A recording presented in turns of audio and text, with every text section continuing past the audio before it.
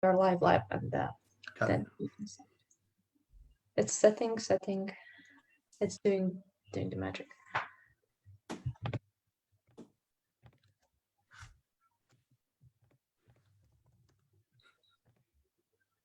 Okay, so you are live now. Okay, well, thank you so much for having me. For those that don't know me, my name is Michael Thiessmeier, and today I'll be speaking now about defense and emerging threats. Just briefly about me, I'm a Chief Information Security Officer, Silicon Valley executive with about 22, 23 years in information security, cybersecurity, defense, and various industries. I'm also the chair of the United States National AI and Cybersecurity Information Sharing and Analysis Organization. And I've held various positions on boards and international committees related to emerging technologies, emerging threats, and all sorts of things beforehand. Contributed to about 40 international standards on information security and various federal and state level regulations in the US, and white papers from international think tanks. So today we are talking about defense and emerging threats. And so what I have put up is as an agenda, I'll give you a short introduction. This introduction will set the frame for the wider topic we'll be discussing, and that is hybrid warfare, essentially warfare in modern times and how it affects us. We'll be speaking about what's called Russian next-gen warfare as an example, and then we'll dive into some of the enablers, which is surveillance capitalism, information cyber warfare, little green men, and UAVs. There is a lot more topics I could have dove into. To be honest, probably each of these areas is enough for not only one presentation, but you could teach a semester in college about this. So we'll stay fairly high level. It'll be really, really quick sometimes. And yeah, I hope it'll be an interesting roller coaster ride. Now, if you have been at any of my few other talks, I usually talk about fun topics. I usually talk about things that are futuristic, kind of like, the Star Trek feel, like, hey, these are emerging technologies, they do great stuff for us, but be careful how we implement those. Today is sadly not that kind of talk. Today we have to talk about one of the worst topics that there is, and that is war, and how it has changed and what those changes mean. My guest speaker is General Valery Gerasimov. No, I'm just joking. But I will I will let comments of this gentleman kind of speak for themselves a little bit to set the stage of what has actually changed. And I'm using here him as an example, and there is some dialogue whether he really developed this new concept or not, but I can tell you it's kind of the same school of thinking around the world. The first comment is, wars are no longer declared. I think that's obvious. I don't remember the last time somebody really, truly, formally declared a war, went across the border and dropped the feather glove and said, we're at war now. It just hasn't happened like that anymore. Second piece is, a perfectly thriving state can, in a matter of months and even days, be transformed into an arena of armed conflict, sink into a web of chaos. Think about this a little bit. Applied methods of conflict has altered into the direction of broad use of political, economic, information, humanitarian, and other non-military measures, applied in coordination with the protest potential of the population. Now, this statement has a lot of things in there. First off, it talks about a whole of nation type approach to war that goes way beyond military means, economic, political, information, humanitarian, right? All sorts of non-military measures. And it talks about the protest potential of the population as well. And then all this is supplemented by military means of concealed character, including carrying out actions of informational conflict and the actions of special operations forces. When you take all of this together, you kind of get a feel for what we're dealing with here. You already get a kind of an understanding of what those changes most likely will look like. We're not talking about drawing trenches throughout Europe. We're not talking about massive tank formations, battling it out somewhere in a country. We're talking about something completely different here. Now, granted, intervention and the conventional application of force is not just off the books. It just means there is a very intricate system of escalating force and using different kinds of force before you go through intervention. And we'll discuss this in a little bit. Now, okay, so this is the school of thinking. It's actually not that new. It's a kind of like 2013, 2012 vision. Of course, a lot of things have led up to this. But why these changes, right? Let's discuss. How did we get there? Well, the first thing is I'm going to give you this image. And anybody that has recently been in college will say, this is Maslow. And by the way, Maslow is absolutely, well, this is my opinion, very much flawed. Oversimplified, very narrow-centered, blah, blah, blah, blah, blah. But it works for us here. There is a prioritization we do in our minds of what matters to us. And if you follow this prioritization, then you can see some things here. And that is societies that have an increase in wealth value other things. In simple terms, it's very difficult to convince somebody that has a cushy life, that is doing fairly well, to go die in the trenches of World War I. That's not an easy thing to do. So you could say that this general increase of quality of life and everything that came with that made this conversation difficult. And there's examples of that. There's what's called the Russian mothers example, which are protests in Russia as a result of the war in Afghanistan and other things. Pretty much every time conscripts are used, this is happening. It's just not something that is easy to have as a conversation to your population. Why you are appropriating methods of transport, why you are diverting the production of civilian industry over to military industry, and all these things. These are not easy conversations, and hybrid warfare is one way to get around that. The next thing is, careful, this is a little bit graphic, we're living in an age of hyper-awareness. Now, the pictures that you have here are kind of iconic. They're from the Vietnam War. So we're talking about the 60s and 70s. And if you have studied this topic a little bit, then you're aware that the information aspects, the fact that a conflict was streamed to live television into family homes, shocked people. It showed people truly how war looks like, and it brought it close to home. And with that, you're coming to topics, again, like attrition. People are getting tired if a war is going on.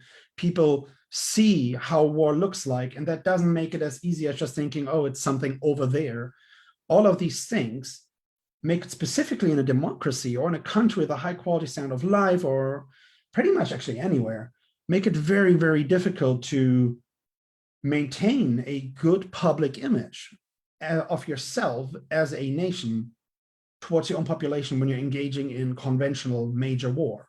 It also opens an attack surface for your opponents to amplify the messaging of certain events that happen in war, to direct public sentiment in your homeland against you, thus creating to even more demands of abandoning major conventional war, and so on and so on and so on. That is one of the forces. The next thing, we're going to go a little bit further, has to do with budget priorities. What you're seeing here is a chart of the UK Navy. And this is very interesting because, if you're a history buff, of course, the UK used to be the largest navy that we had for a few hundred years, but that is no longer the case, of course. But just look at how the numbers have declined here. Now, numbers, very important, numbers do not speak necessarily about combat capability. Of course, there's been technological developments that have made certain type of things obsolete. You don't see battleships on here. There's a real reason why battleships are obsolete. That's called guided missiles. And a lot of other things that make up for numbers. But if you look at the drastic difference between 1982 to 2019, you can see something happened here. And then you see that there's a lot of those ships are in maintenance, really reducing the capability. Now, I don't want to push too much here against the UK, okay? Let's be very honest. Readiness numbers are never even close usually to 50%. They're way below that. That's just the way it is, specifically now if you talk about land armies. But still, you see a trend in here, you see a story in here. So let's compare this briefly. We're looking at the US and China and Russia. You can see how the numbers are vastly, vastly higher than those of the UK. And if we're looking at this in an EU context, it doesn't get much better. It's not like there's like somebody that has a massive navy that will make up for those numbers. So you can see budgets affected inventory, affected available assets. And that means you can't go and have a surface battle group of 30 ships, duke it out with another surface battle group of 30 ships. And then because of missiles that are being used, the entire battle is done in 5 minutes and you've lost your navy. That's not possible. So again, planners look for alternatives. Tanks, land forces, similar thing. This is Germany. 1980s, 3,826 main battle tanks, down to about 245 in 2015. The number, by the way, hasn't changed much. Now, if we're looking at this a little bit more in a greater comparison for the EU, there should actually be a big wake-up call in here, which is that Greece has one of the largest tank forces, actually has one of the largest militaries in the EU, by far over other militaries. Now, and these numbers that you see here are ready state numbers. I do a call out.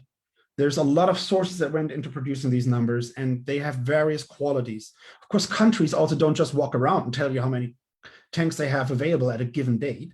So you have to look at readiness reports that are being released here and there, statements of politicians. It's not an exact science.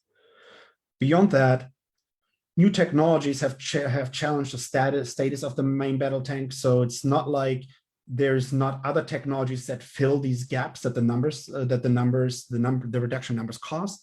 But generally speaking, you can see a massive reduction in the number of available main battle tanks. And let me tell you, there have been engagements fought in the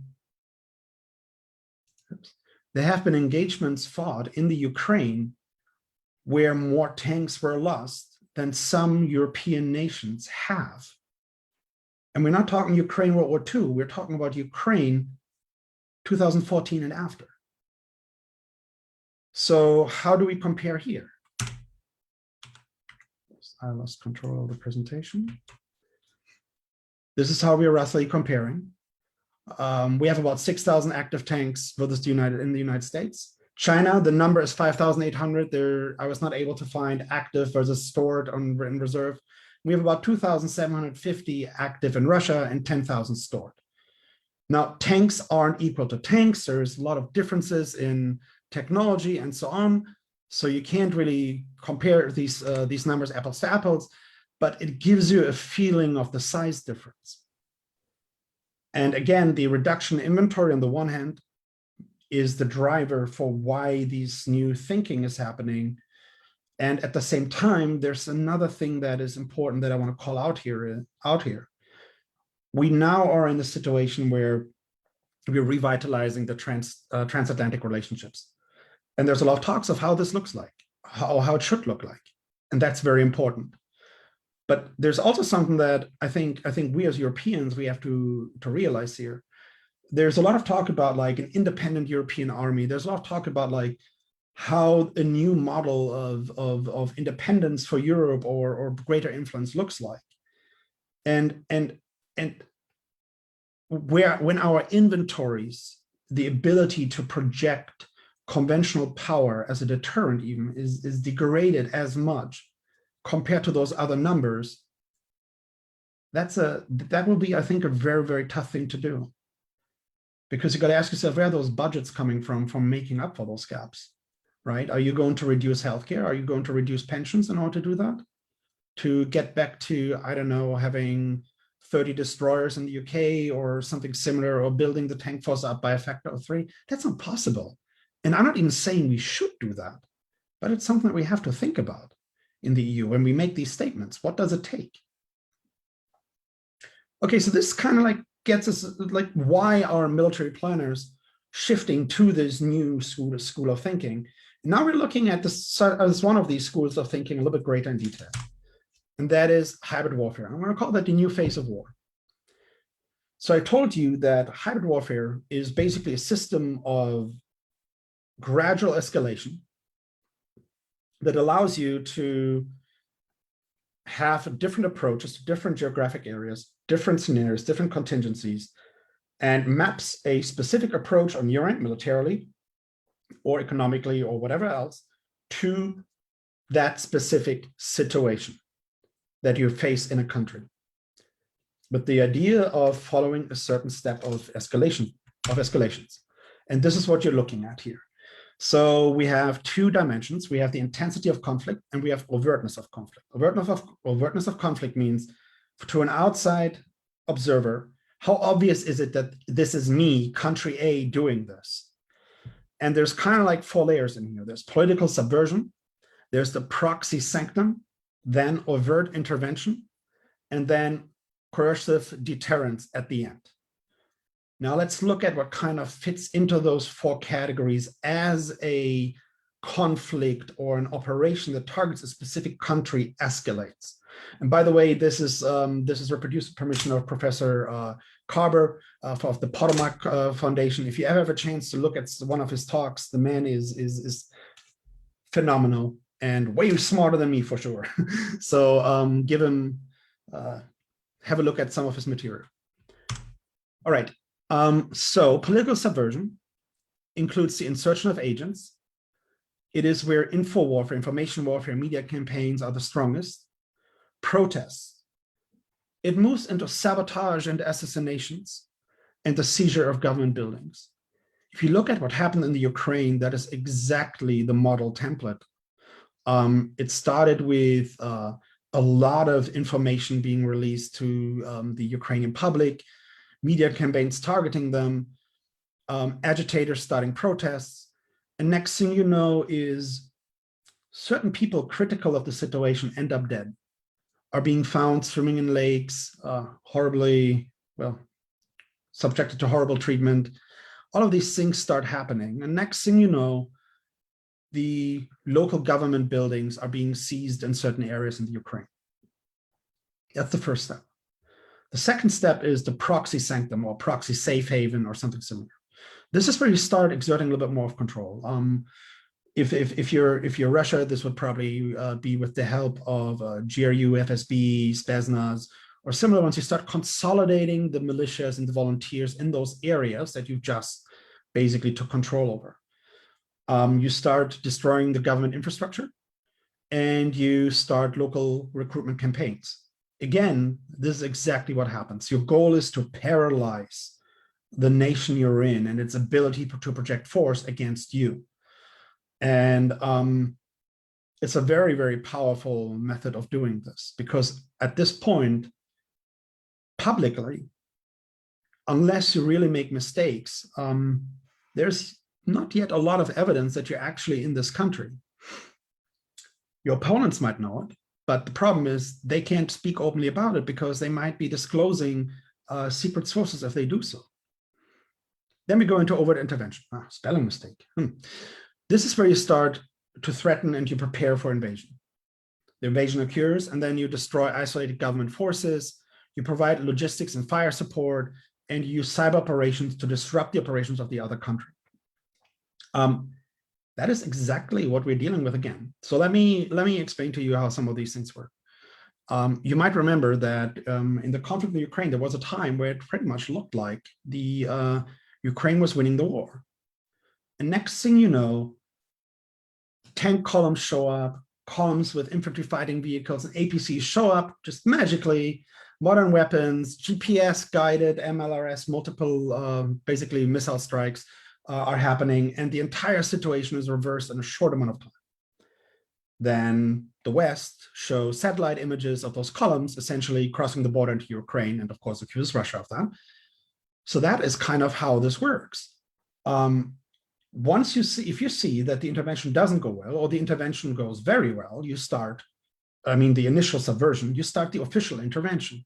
You still try to maintain, of course, a public image of you're not on the ground. You're trying to create enough, how would I say, confusion, enough plausible deniability, so it's still not possible to really put the finger on you, except for military theorists, specialists, and people that really deal with this on a daily basis. When we talk about logistics and fire support, I mentioned something that's called the Battalion Tactical Group. That is a Russian army formation, not a specific unit, a formation. Think about it as a structure that exists, that if you look at it, it's nearly like it's purpose made to work within this framework. It is a lot lighter. It's missing some of the heavier logistics aspects and everything. And it kind of exists as a force enabler for paramilitary and volunteer forces, proxy forces that need to exist in order to protect it, because it's not strong enough, not heavy enough, so to say, in size to stay in a long fight with a peer adversary like another nation. So it is designed to work with proxy forces, essentially. Once that is done, you move into coercive deterrence. This is when you publicly talk about nuclear power, you make demonstrations of power, and you deploy nuclear-capable strategic missiles. That's a very important thing. It's not that nuclear-tipped missiles are necessarily being put somewhere. It is you're putting missiles somewhere that support nuclear warheads. And there's very interesting satellite images. Sometimes you find them on Google Maps as well, where you can see specific strategic missiles open on display in Kaliningrad. And of course, the question is where are they pointed at and why are they out there right now? Of course, depending on which side of the argument you are, you could make very, very similar arguments against Western deployments. But this is right now we're having this discussion in the EU and in a NATO country. So my focus is what I'm presenting to you here. All right, so this is kind of how it goes step by step. If you want to look at this on a grid, different countries and what is happening inside of them, this is a grid that you can see. You can see that at this point, subversion essentially happens in every country that there is. That's because information warfare is such a strong tool. This does not mean that there is assassination campaigns being run in every country, right? Subversion is a lot. It's information, media, protests. There's a lot that falls into there. Then proxies, which means there's proxy forces or at least some kind of volunteer faction that exists that can be relied upon. The deployment of actual troops, nuclear threats that have been made versus various countries. But again, keep in mind, this is a fluid scale between these different aspects. Also, it doesn't mean just because you threaten a country that you can't also extend the hand and start negotiating with this country. Sometimes you're negotiating in good faith. Sometimes negotiation is just a manner of dragging things out and keeping the opposing party busy while you are doing or finishing whatever it needs that you need to finish. So on the left-hand side, I just gave a couple of basically summed everything up. The state actor motivations come out of the realm of next-gen warfare and what's called adversarial competition. That's economic competition. The goals, a lot, gaining intelligence, causing economic damage, sow distrust in new technologies or in science, cause discontent among the population, work those cultural rift lines that exist in countries, and gain territorial control. Key takeaways are the global environment is very, very fluid. War is no longer declared, and there's a push towards less overt means of conflict. Not push, that's primarily what we're doing nowadays. All right, so we went over this. And this means we are now switching towards enablers. The first enabler spotlight that I have here is surveillance capitalism. Now it's an odd cat, like, okay, surveillance capitalism usually fits more into the realm of social media, right? But it's very important that we discuss it anyways. Let's look at some of the technology trends that create the world of tomorrow.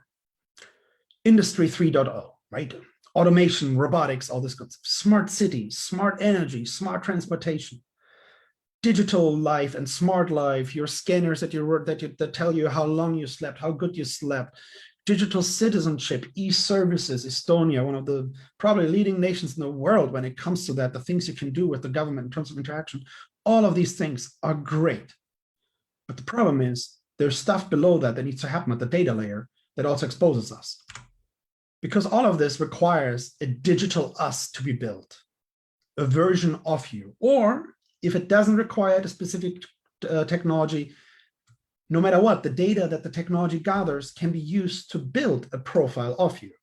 And I'm sure anyone that here has access to Netflix has seen some very good movies about this recently. Now, with this information about us, that's, to be honest, absolutely unprecedented. A lot of things can be done. A lot of good can be done. I think it's great if I get like predictive healthcare information sent to me, like, hey, Michael, you slept really, really bad. What is going on? That's fantastic. But in the hands of a bad actor, that information is a gold mine. Now I want to talk about one specific case of surveillance capitalism that is kind of taking this to the nth degree, and that is social credit scores. And of course, China comes to mind.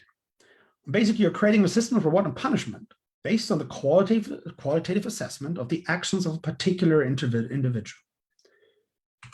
This can determine a lot of things. Access to transportation, are you allowed to board the metro? Access to the internet, specific jobs, public services, denial of job licenses, public shaming, travel restrictions fall for me under transportation. Your score in a system like this can affect anything. Now, there's a Western equivalent to this too, though. We have financial credit scores. Patron Scans, a company, offers customer blacklist. Do not work with these people. There's something weird with them. They have a ding on their public record, whether it is a criminal background record or something else, or they live in a neighborhood that has a high crime score. Do not do business with them. Insurance premiums in the state of New York, they are now allowed to use certain aspects that they gather about you to determine what the premium of your insurance is. And they take credit score and a variety of things into account. And then, generally speaking, just fraud and crime scores, how they're used in businesses worldwide when it comes to decisions of delivery and where to do business and where not to do business. So it's not like we don't have this. It's just potentially not as overt in public life or when we are dealing with it from a government side of approach, but it is there as well. Now, take this extreme and think about how much data that gathers. Then take the less extreme things we talked about before, and really what you end up with is an intelligence goldmine. This information can be used for so many things. It is honestly a weak spot of modern society. And as such, it's very important or integral to the next topic we're discussing, which is information and cyber warfare. Let's do an attempt at a definition. Okay. Information warfare is the manipulation of information trusted by a target without the target's. Okay. Thank you, Wikipedia. We have a definition. Cyber warfare is an extension of policy by actions taken in cyberspace by state actors or by non-state actors with significant state directional support that constitute a serious threat to another state's security. Thanks again, Wikipedia. If anybody has not figured out, sometimes these definitions are really, really long and really, really difficult to comprehend for the layman. To me, they're different sides of the same coin, right? Information warfare is I'm using information to my advantage, very blatantly, very simplified, whether I'm using it directly to affect a population or whether I'm using it to enhance my own decision makings. And cyber warfare is a means of using organizational technology, information technology to my own advantage against an adversary to have an outcome that's beneficial primarily to me or detrimental to my adversary. It's basically what I'm boiling it down to if I'm trying to keep things simple. Now, both of these things are related. Cyber warfare can give me access to information. Information enhances my ability to conduct cyber warfare. Now, some basic facts. It comes with low political cost and also a low risk of overt attribution. What this means is what we've seen. It's very difficult to actually say who did something. And even if you have the evidence, to actually use it then publicly and convince your population that somebody is behind this, since things are so abstruse, so complicated, so abstract, it's very, very difficult. And that again lowers the political cost. It lowers the cost of this action of engaging in information warfare or cyber warfare. And then it comes with also a low potential for what's called kinetic retaliation. Again, the chance that a state will go in and bomb another state over an act of cyber warfare, information warfare, is fairly low. Not that it hasn't happened. We had a strike against I think it was a Hamas cyber operations center by the Israeli Air Force. But generally speaking, like think about the process of going through the checks and balances in a parliament or senate or whatever your constituted legislative body might be called.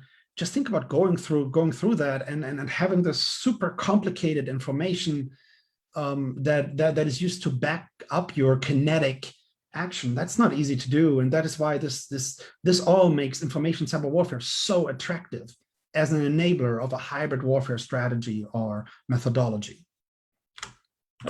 Let's talk about some examples.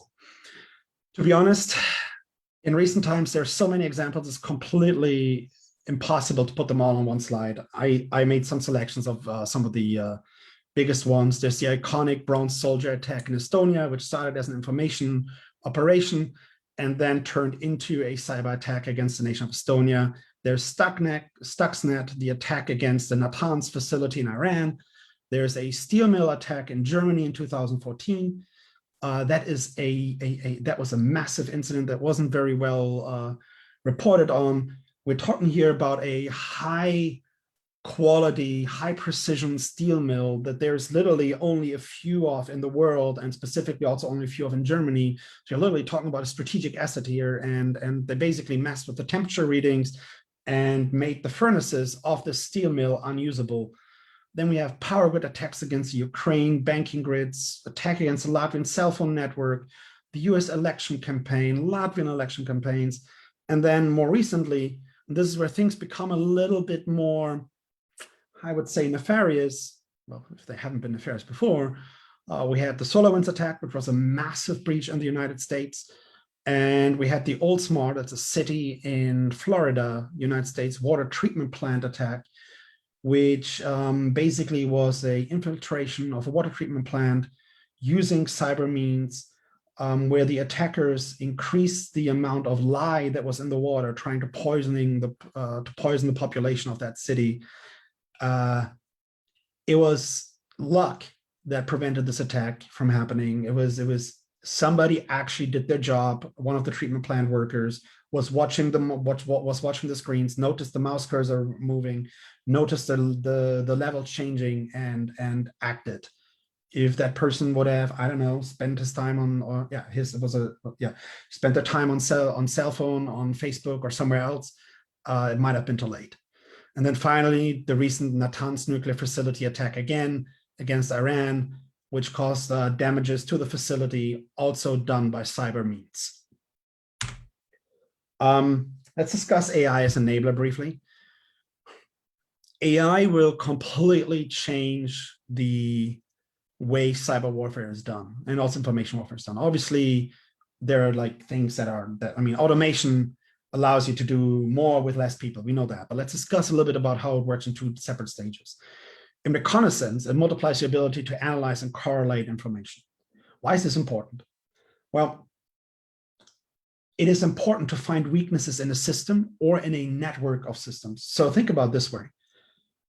Sometimes, and the printing press attack was one of those, maybe the network of the New York Times is actually not as easy to hit. This is complicated, but if I have the ability to analyze the supplier relationships of the New York Times and of other similar large newspapers and figure out that they're all using the same printing press factory or the same printing press provider, if I attack their network, if I paralyze their network, I'm taking everybody else out.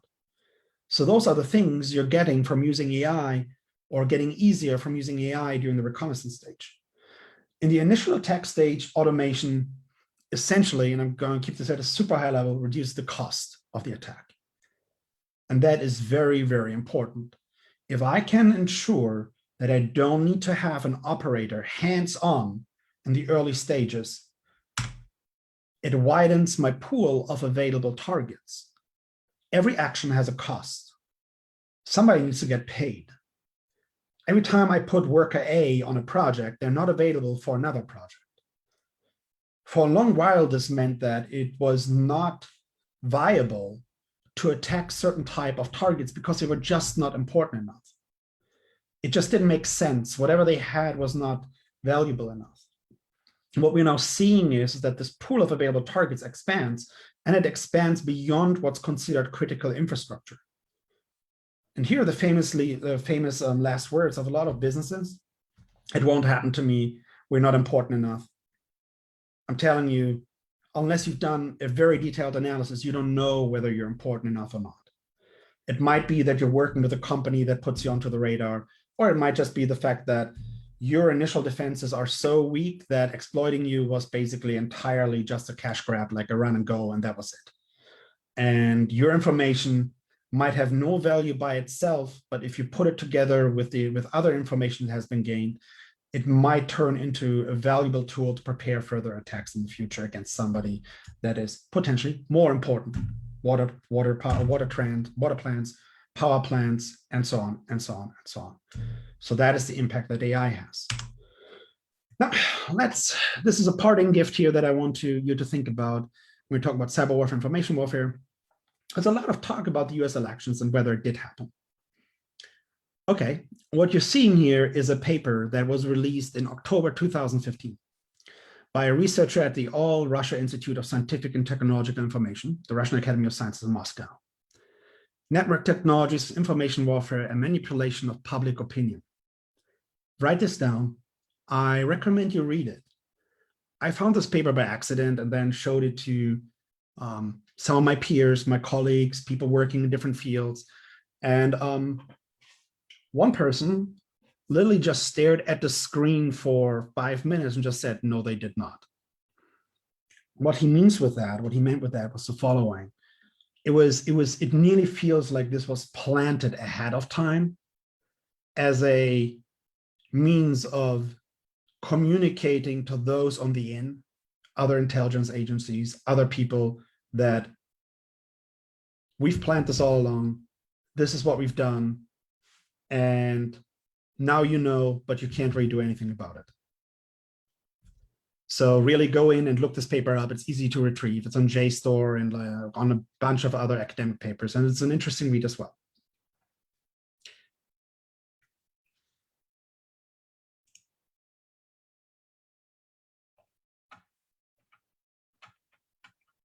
I will be answering the questions in a little bit. That's actually a very, very good question. So actually, I'm going to answer this right now.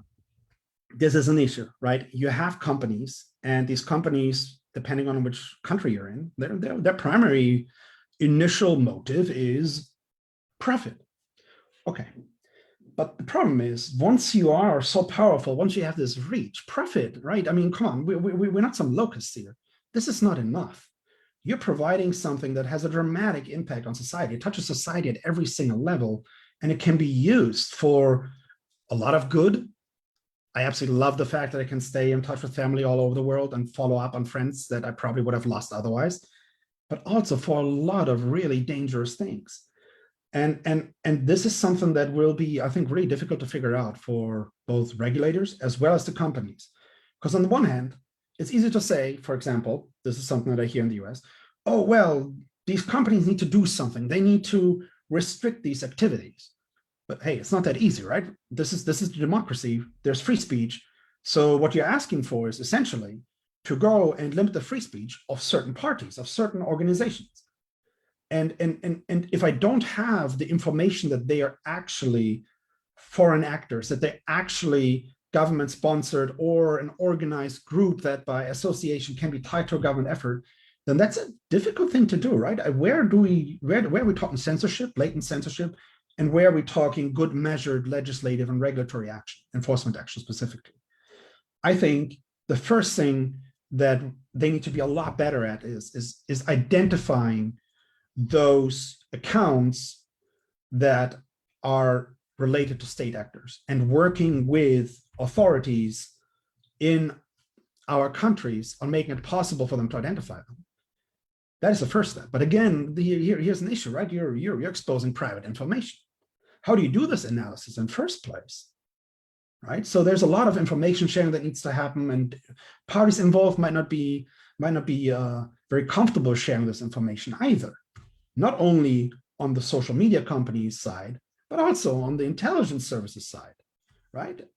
Am I giving somebody at Facebook access to information that shows them, I don't know, how specific cyber operations teams are staffed on, I don't know, country access like Russian side or something like that?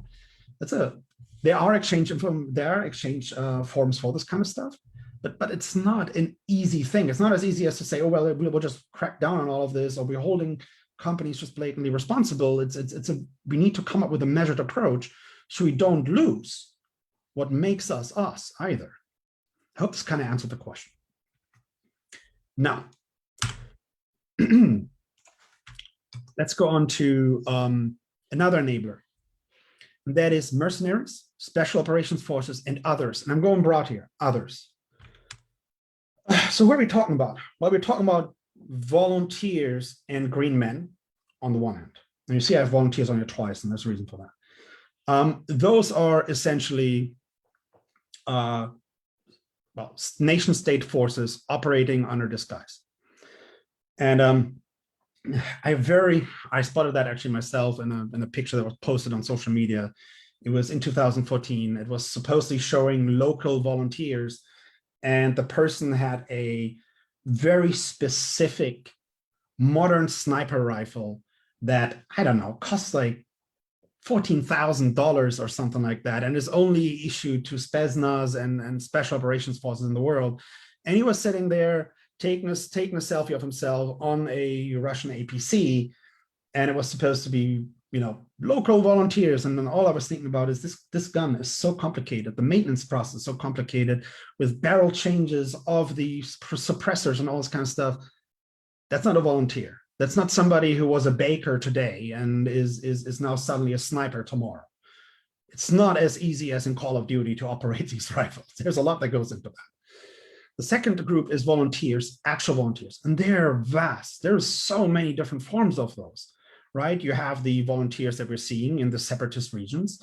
You have volunteers from the West in the Ukraine, from the West in Syria, in Iraq, in like all sorts of conflict zones. And they do a variety of things. They don't only fight, they provide medical service, medical treatments. Some of those are paid, some of them are true volunteers. There's all of this stuff that's in this bucket.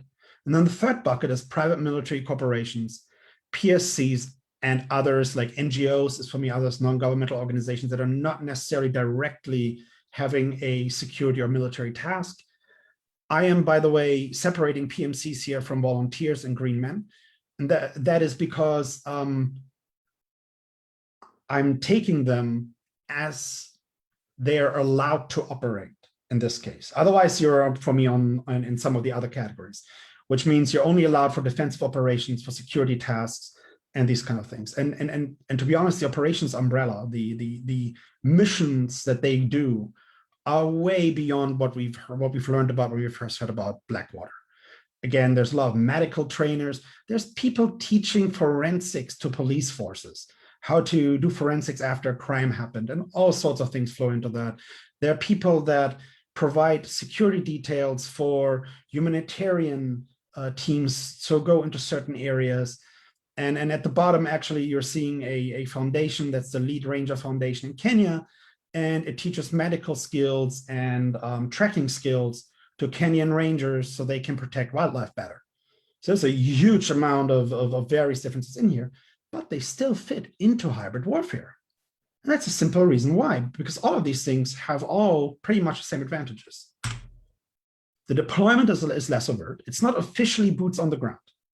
Not officially. Even in the real PMC, PSC kind of like private security company kind of thing, it's a lot more overt than on the other ends of the spectrum. But at the end of the day, they're private company employees. They're not boots on the ground, actual nation troops. This also means the deployment can be cheaper. Can be, is important. We all know how public contracting works. But there are some things that are of importance here. Number one, when a contractor is injured, they're not a government employee. They're not getting the same treatment, the same pensions, and all the stuff that a soldier that is officially in the employ of a nation gets. The other thing is they can operate in delicate or problematic environments. I'm going to talk about this a little bit later in a second. What this basically means is if there's a situation that you don't want your forces to be directly involved in because of optics, that's a potential solution for this. And they can act as force multipliers. That's specifically, if you remember how I had a group on the left end was like state forces, actual nation state forces that were operating undercover, specifically on this end, which basically you take a team of 10 experts and they're working with a militia group of 30, 40, 60 people. And these 10 people, because of how skilled they are, the technology they're capable of using, all this kind of stuff, just multiplies the ability of that paramilitary force that I just described. So there's a lot of reasons for why these things are being used and why they're enabling hybrid warfare and fit so well into that context. Notable events, well, the annexation of Crimea, the intervention in Donbass, the now recently publicized attack in the Czech Republic against the ammunition depot, poisoning operations. Yes, those were actually done from military operatives from the GRU, at least in the Skripal case, and then deployments of Wagner Group in Syria, Libya, and Africa. Now, I could use US, if I was talking about the US, there's Constellis, Blackwater, or whatever is Blackwater called nowadays, how they're operating in other countries. But I will point out one thing that is clear. Based on the contract, and in 90% of cases, these companies, 99% of cases, these companies on that end, if they're Western companies, adhere to their contractual limitations and step out of bounds essentially when things go wrong. I have not observed the same behavior of Wagner that has operated in offensive capabilities, which is not allowed for a PMC quite a bunch of times. Now you see ethical dilemma. So history tells us mercenaries are bad. I mean, we have conventions against that, right? Which is so important, the definition of a mercenary versus a PMC and volunteers and all that kind of stuff. But I think it's very obvious that this is a massive gray area. But is it this easy? My answer is no. That's because it's a gray area. So let's have a look at this. There are clear examples of atrocities committed by mercenary forces, no question. Nisour Square massacre, Blackwater was implicated in that in Iraq. Execution of prisoners. There's so many reports of that where Wagner executed prisoners in Syria. Indiscriminate firing on civilians. I mean, this is like ubiquitous. This is like something that comes up all the time. There's no question about that. But there's also good deeds of these type of people. And I'm using mercenaries in quotation marks here. Kenya Westgate Mall massacre. While the government forces were waiting for deployment orders and trying to figure out who goes in and who does what, a self-defense force, essentially entered the building first and drew the attention of the Islamic attackers on them. With that, saving countless lives, rescuing people. Mount Sinjar rescue operation. There's this Mount Sinjar when basically the ISIS was attempting to murder the local population and enslave the females, enslave the women for their own purposes. When this was happening, it was an emerging situation that was rapidly developing. This is always difficult for a nation. We have approval process to go through, and so on, and so on, and so on. Luckily, US forces were close by and were given finally the order to help in the evacuation, do the stuff. Western special forces were involved in that as well. But there was a ton of volunteers involved in this as well, in protecting the mountain so the civilians could get evacuated. Other examples, Free Burma Rangers, awesome movie on Amazon about this right now, about a group of individuals that go into conflict zones and put themselves between civilians and between whoever the aggressor force is. In this case, it is ISIS. That's a picture that you see on the right-hand side of Burbank. Basically saved this little girl at the risk of his own life out of basically what was a heap of dead and dying bodies. And nobody was able to help. No US forces in the vicinity. Iraqi army had no ability to come and get her, and so he did. So there's a lot of these things. Attack on Palma, another example, right? Where Van Dyke Group essentially used their helicopters to fly in and fly civilians out. You can't ignore these examples. Now, I'm not saying, oh, let's go off with mercenaries. That's a great thing to do, right? Absolutely not. We need to have a conversation, I think, as society about where those things fit in.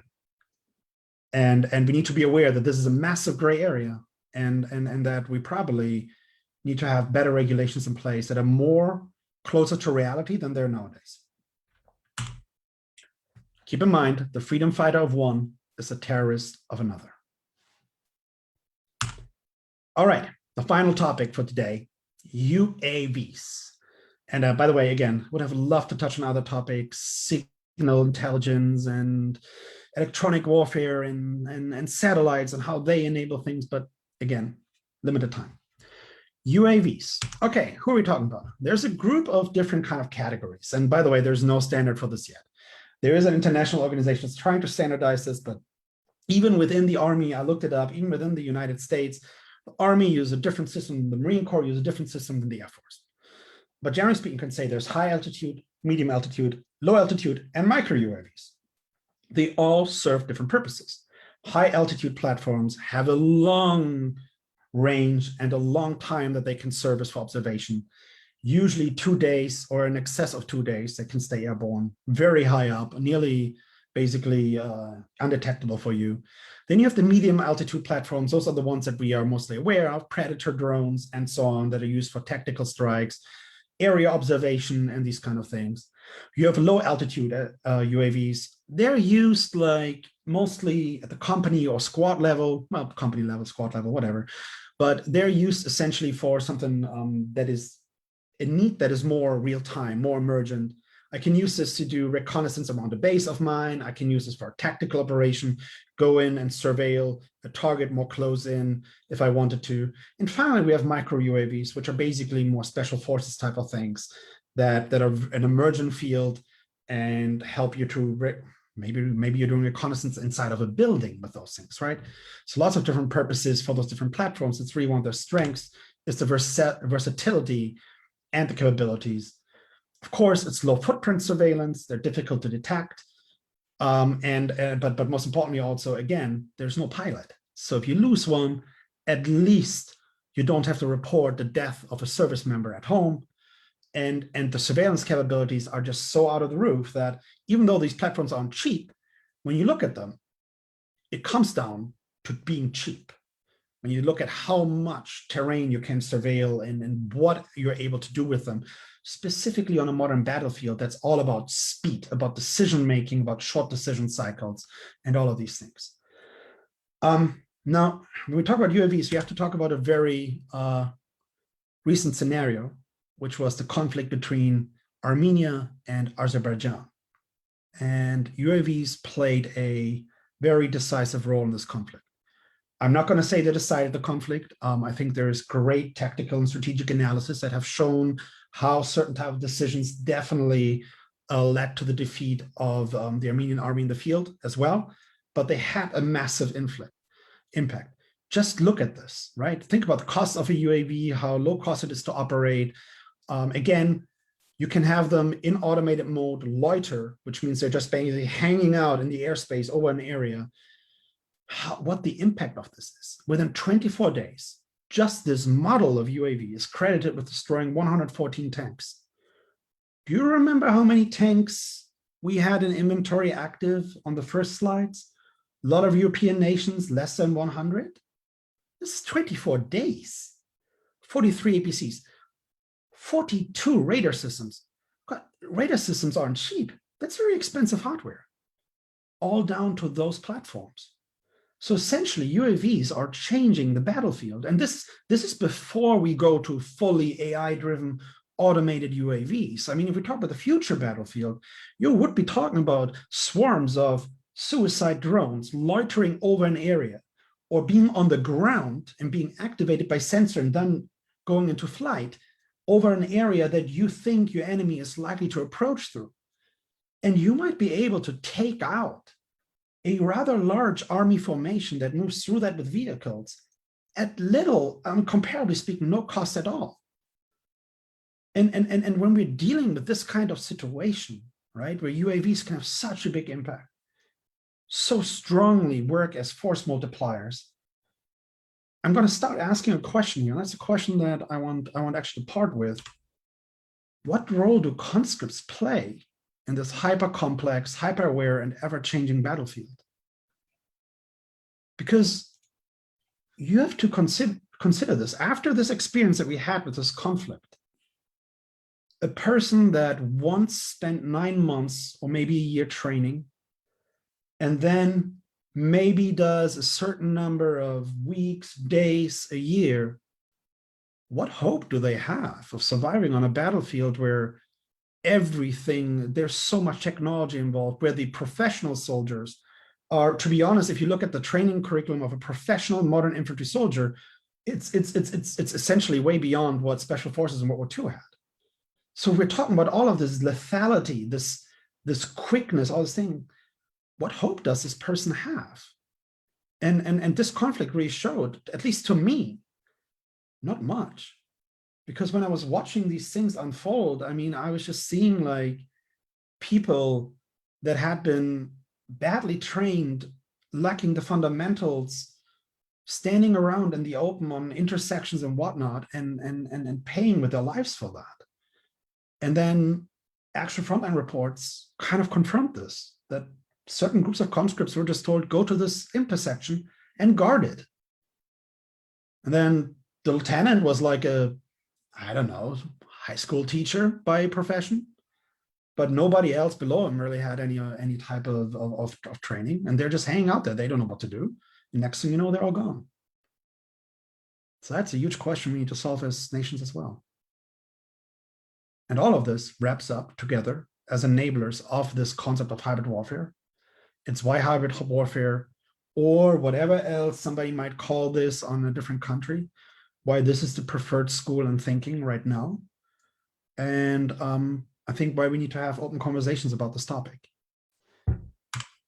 So without further ado, thank you very much for your attention today. That kind of closes it up. I will have a look to see whether there are more questions. Maybe Cynthia, maybe you have some comments to make, or maybe there's something else, Q&A. I think everything you said was awesome. So I'm going to let people think if they need to ask any questions. I'm going to quickly check our Facebook, and Okay. then we can conclude. All right. I know it's a lot of information. Like, although I really enjoy these talks because there's so much to cover and it's all so impactful for us. And some of these things just, people don't hear much about, but every single piece of that you can teach a college course about. Here I am just like blowing through it as if it was nothing. Okay, let's see. Lots of.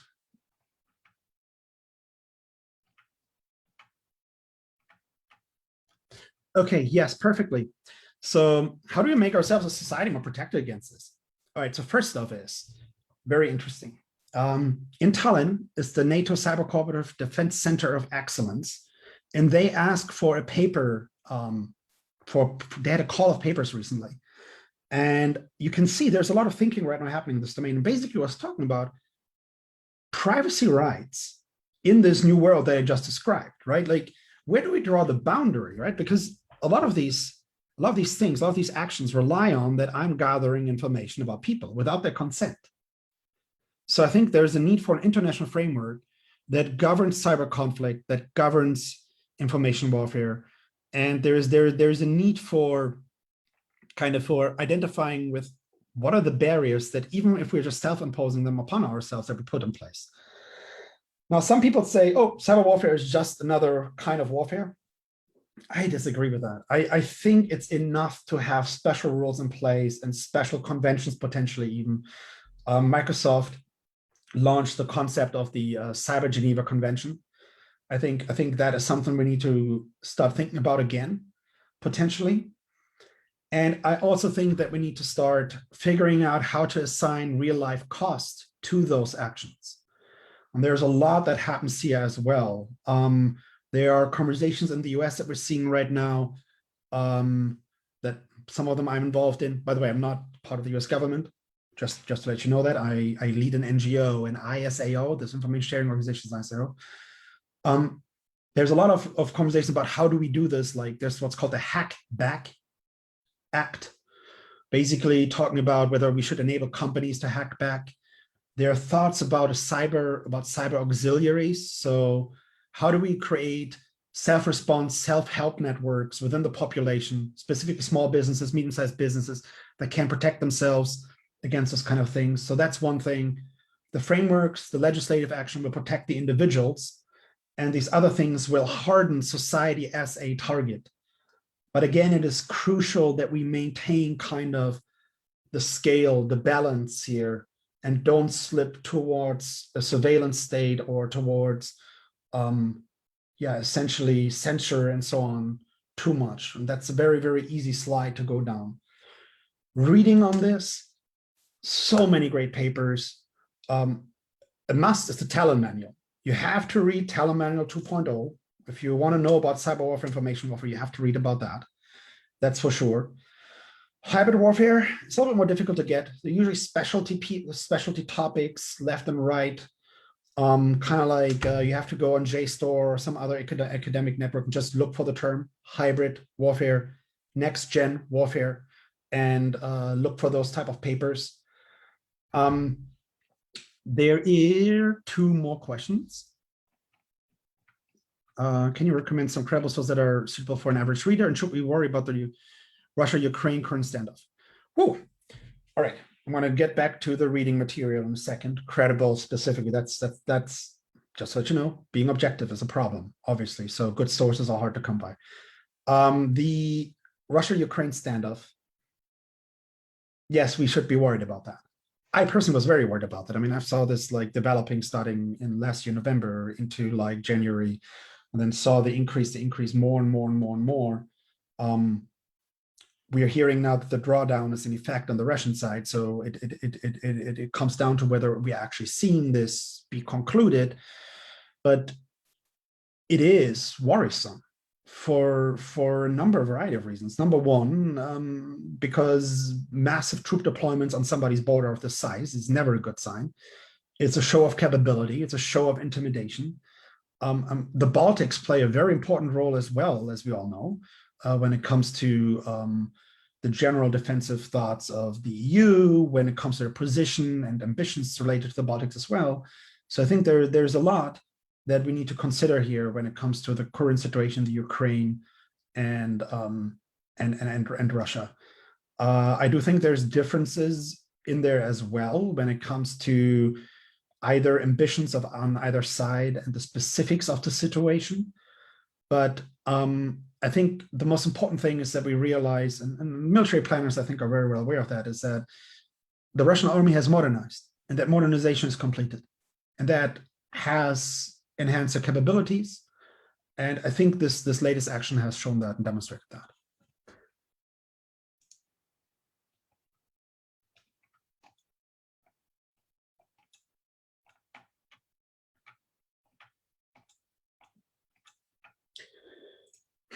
Okay.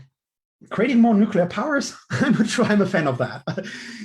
Would it mitigate it in theory? I guess so.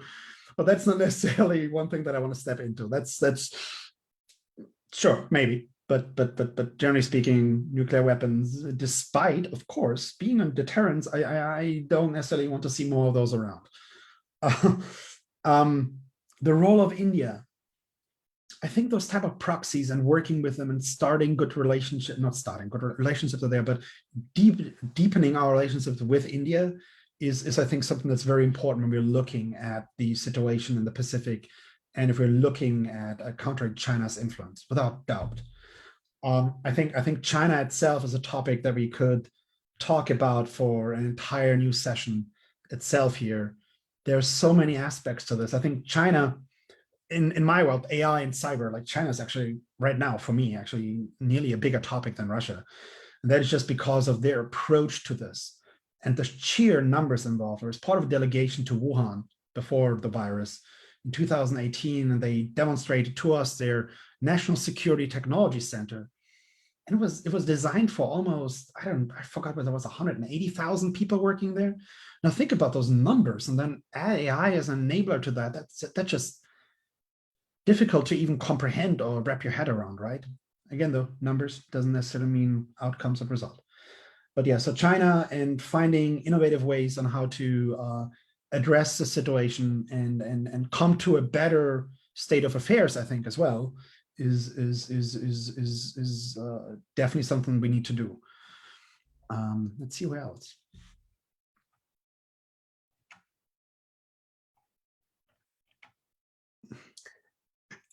Should Latvia make conscription obligatory?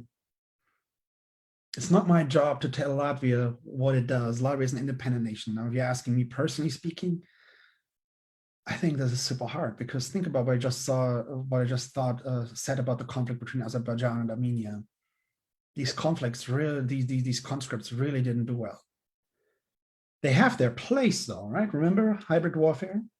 If you have the professional complement to augment, to do force multiplication on conscripts, then they play a very important role. But if you don't have the professional element to do that, if you don't have the force multipliers, the enhancers, logistics, all of this kind of stuff, then I don't think conscripts are going to fare very well. So it needs to be a model that takes that into account, whatever Latvia decides to do. Yeah, that's kind of how I think about that. What else do we have? We had some questions about conscription, nuclear power, China. Ah, there we go. There are no more sent to me. Okay. Well, then thank you so much for having me. I hope I was able to get you thinking a little bit. And yeah, thank you for having me. Bye. Thank you for giving this talk, Michael. It was awesome, and I think I speak for everyone, and we will definitely hear from you again. So thank you very much. Have a good one. Bye-bye. Everyone. I think we end on this note. Have a great evening.